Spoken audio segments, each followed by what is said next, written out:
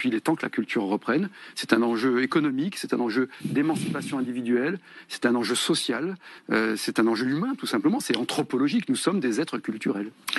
Pour beaucoup de personnes, quand on parle de culture, on a l'impression que c'est superficiel et secondaire. Or la culture, c'est aujourd'hui un des premiers pourvoyeurs d'emploi et de richesse en France. Ça rapporte de l'argent, ça ne coûte pas. Et même les grands événements, ça rapporte.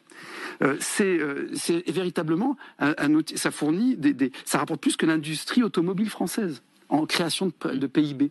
Et puis, surtout, c'est un des rares éléments où nous pouvons être où nous devons être une grande puissance. Moi, je pense que la France doit être une grande puissance culturelle, une grande puissance de la recherche, une grande puissance de l'éducation.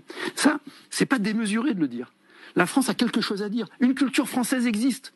Peut-être que c'est pour ça qu'il ne traite mal la culture. C'est parce que le président de la République avait dit qu'il n'y avait pas de culture française. Il a peut-être fait une erreur fondamentale lorsqu'il a dit ça. Il y a bien sûr une vibration française, une poésie française, qui rassemble au-delà des différences d'ailleurs. Il a donc bien un livre sous le coude. On essaie de porter d'abord un acte d'amour pour la culture et de montrer tous les enjeux territoriaux, les enjeux patrimoniaux. C'est la transmission de la culture, c'est merveilleux. On peut doter tous les enfants, quelle que soit leur origine, quelles que soient leurs conditions sociales, d'un patrimoine. C'est fantastique. Par l'éducation artistique et culturelle. Donc c'est l'émancipation individuelle et c'est la cohésion sociale. Voilà.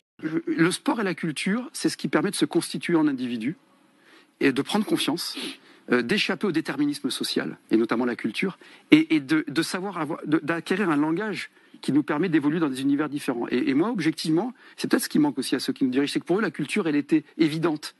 Nous, la culture, j'ai eu la chance, ma mère me lit beaucoup, donc la culture, c'est ce qui nous a émancipés, c'est ce qui nous a permis de ne pas nous enfermer dans un déterminisme social. C'est essentiel.